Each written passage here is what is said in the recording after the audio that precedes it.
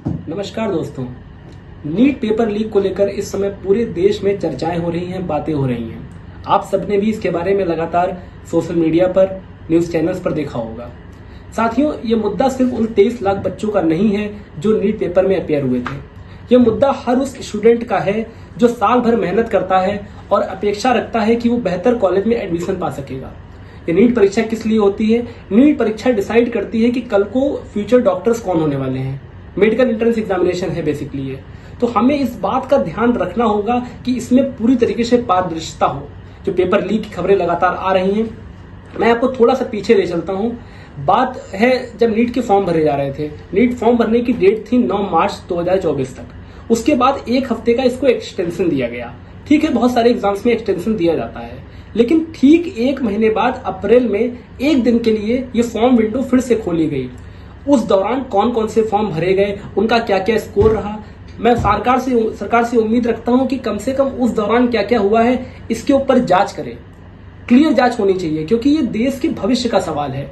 या तो मैं शिक्षा मंत्री जी धर्मेंद्र प्रधान जी से सीधे कह देना चाहता हूं कि वो कम से कम, अगर वो रीनीट के पक्ष में नहीं है, लगातार उल्टी सीधी बातें कर रहे हैं, मेरा तो मानना है कि सीधे रीनीट कराना चाहिए। इसके अलावा और कोई विकल्प नहीं है। एग्जाम को फिर से कराना चाहिए और बहुत ही पारदर्शिता के साथ कराना चाहिए। और अगर वो इसके खिलाफ हैं, नहीं वो कराना चाहते हैं, तो मैं उनसे मांग करता हूं कि वो लिख के दे दें कि नीट 2024 में कोई धांधली से कल को अगर डॉक्टर बनता है और वो गलत लोगों का गलत तरीके से इलाज अगर कर देता है वो, और उसके द्वारा अगर कई जानें संकट में आती हैं, तो उसके जिम्मेदार धर्मेंद्र प्रधान जी होंगे, शिक्षा मंत्री जी होंगे। मैंने अपने local member of parliament Rakesh Rathore ji से भी मांग करी है कि वो संसद में जाकर इस मुद्दे को उठाएंगे और बेहतर तरीके से उठाएंगे कि नीट की परीक्षा फिर से हो। मेरी लगातार पिछले दिनों नीट में जो बच्चे अपेयर हुए उनसे लगातार बातें हो रही हैं, और कल फिर नीट पीजी का पेपर भी सरकार ने स्थगित कर दिया। कहीं ना कहीं संशय है, कहीं ना कहीं एनटीए की हमें मंशा पर बहुत संशय है। मांग करते हैं कि कहीं ना कहीं इस पे क्लियर जांच होनी चाहिए और रीनीट होना चाहिए, एग्जाम को फिर से कराना चाहिए। इसके अलावा और कोई विकल्प है नहीं, क्योंकि ये एक एक बच्चे का सवाल नहीं है, ये एक एक इंसान का सवाल है।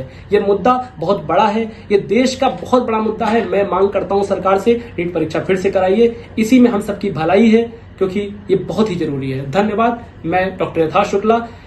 ताजा तरीन खबरें पाने का शानदार जरिया कौमी सोच देखने का शुक्रिया। प्लीज चैनल को लाइक करने के साथ ही अपने कमेंट जरूर शेयर करें, ताकि हम आपकी बेहतर खिदमत अंजाम दे सकें। प्लीज चैनल को सब्सक्राइब करना ना भूलें।